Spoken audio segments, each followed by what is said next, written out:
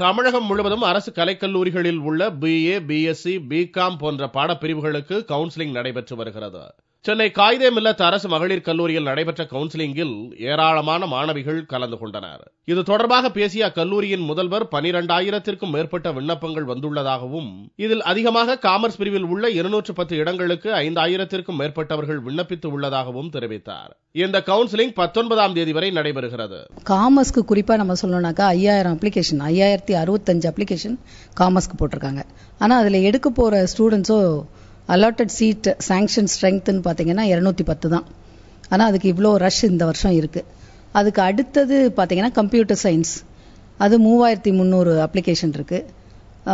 Maths அதுக்கு அடுத்த demand maths, அடுத்தது எக்கனாமிக்ஸ், அந்த மாதிரி தான் டிமாண்ட் இருக்கு. இந்த கவுன்சிலிங் அப்படிங்கிறது என்னன்னாக்கா, இப்போ 5000 பேர் அப்ளை பண்ணியிருக்காங்கன்னா 5000 பேருக்கும் ரேங்க் போட்டுரும். அவங்க மார்க் அடிப்படையில் ரேங்க் முதல்ல பிரிண்ட் அவுட் எடுத்து ஒட்டி விட்டுரும். அவங்க அதை பார்த்துட்டு என்னோட நேம் இருக்குன்னு நினைச்சிட்டு போயிடுறாங்க.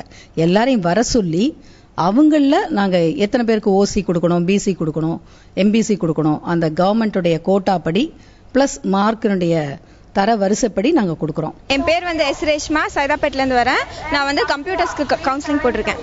அரசு கலை கல்லூரிகளிலும் இடம் கிடைப்பது சிரமமாக இருப்பதாகவும், இனிவரும் காலங்களில் மாணவிகளின் சேர்க்கை விகிதத்தை அதிகப்படுத்த வேண்டும் என்றும் பெற்றோர்கள் கோரிக்கை விடுத்துள்ளனர். என் பொண்ணுக்கு ராணிமேலி கல்லூரியில் அப்ளை பண்ண கிடைக்கல, காகித மில்லத்தில் அப்ளை பண்ண இங்கேயும் கிடைக்கல.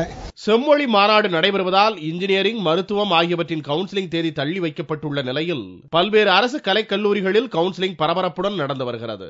வரும் 21ஆம் தேதியிலிருந்து கலைக்கல்லூரிகளில் முதலாம் ஆண்டு மாணவர்களுக்கு வகுப்புகள் துவங்க உள்ளன.